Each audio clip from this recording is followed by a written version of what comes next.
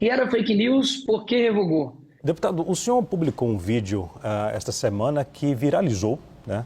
Eu recebi o vídeo em vários momentos, né? E houve críticas por parte do governo em relação ao seu vídeo. Como é que o senhor explica essa crítica aí? Como é que o senhor recebeu as críticas do governo federal e depois a decisão de revogar a medida? Pelo visto, o governo do PT tem muita dificuldade em lidar com a verdade. Afinal de contas, eu inclusive no vídeo falo que o Pix não será taxado, mas não duvido que possa ser. E mostrei um histórico disso, como por exemplo a promessa da picanha, que até hoje não veio, como por exemplo a promessa de não taxar as compras da China e estão sendo taxadas, e também a promessa da isenção de imposto de renda também não veio. Ou seja, há um histórico do PT de fato de enganar as pessoas. O vídeo ultrapassou 220 milhões de visualizações.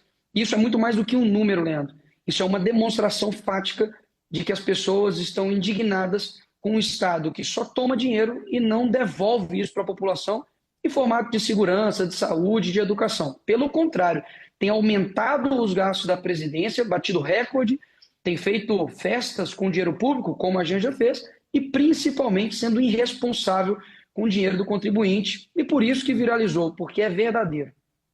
Agora, deputado, autoridades falam que devem abrir um inquérito para poder investigar parlamentares que divulgaram fake news.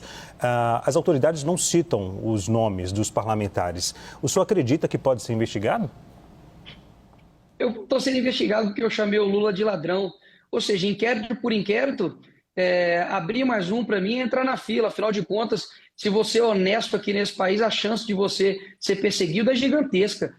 Agora, saudades, né, de quando o Ministério Público Federal, de quando a PGR, de quando o STF se preocupava em investigar a facção criminosa, se preocupava realmente em olhar a corrupção que acontece dentro da política, as malas de dinheiro que foram encontradas, por exemplo, com o Guedel. Saudade de quando, de fato, os criminosos eram os criminosos, e não quem faz um vídeo com um fundo preto, sem gastar um centavo de dinheiro público e simplesmente tendo ainda que combater ainda mentiras e ataques por boa parte de uma imprensa que é comprada por esse governo.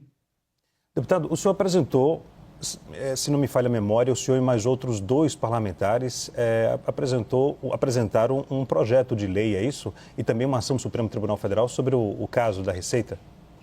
Nós estamos elaborando uma ação de controle de constitucionalidade juntamente ao PL Nacional. É uma peça elaborada, mas, visto a revogação, de fato, não perde-se o mérito, né, nesse sentido. Tínhamos também outras PECs, inclusive uma outra PEC, né, que abrange também a questão do Drex, que há um intuito, sim, né, pelo que a gente está vendo, de algumas pessoas já acabarem, né, com o papel moeda físico.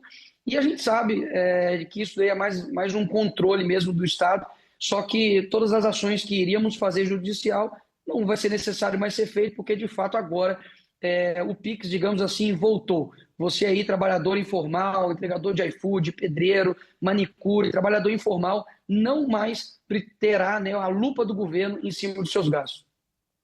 Agora, deputado, o que o senhor acha que aconteceu? Porque houve uma falha, alguns dizem, de comunicação do governo.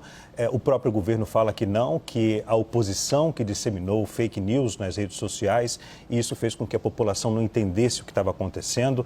A população ficou em dúvida porque se a informação era de que a Receita Federal iria monitorar a movimentação financeira até R$ 5.000, a população ficou com receio de que caísse na malha fina e no futuro poderia aplicar uma multa da Receita Federal, né? E isso não foi esclarecido. Qual o ponto que o senhor destaca que o governo poderia destacar antes dessa medida? E era fake news, por que revogou? Essa é a pergunta que ninguém consegue responder. Afinal de contas, é impressionante, né? Eles comunicam algo, a gente recebe essa notícia, mostra a verdade, e eles simplesmente dizem que não, vocês são incapazes de entender.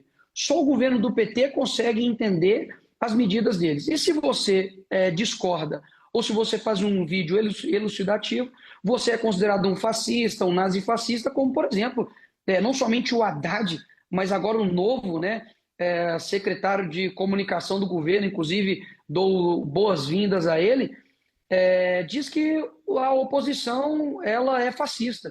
e todo aquele, né, que inclusive está a favor disso ou divulga essas informações também é. Ou seja, se você discorda de mim, você se torna um inimigo. Eu sou o contrário. Eu acredito que a gente precisa concordar em discordar. Deixei muito claro no meu vídeo que não importa se você é de direita, esquerda, centro, isso é uma luta que o Brasil uniu em prol de não ter o governo simplesmente tendo a possibilidade de ter uma lupa no seu dinheiro e, no fim das contas, poder aplicar ali um imposto que não estava sendo aplicado anteriormente. E essas pessoas, lembrando, são pessoas comuns, trabalhadoras, e que se elas não fazem isso, basicamente elas não conseguem sobreviver. Afinal de contas, o Estado brasileiro custa e muito caro.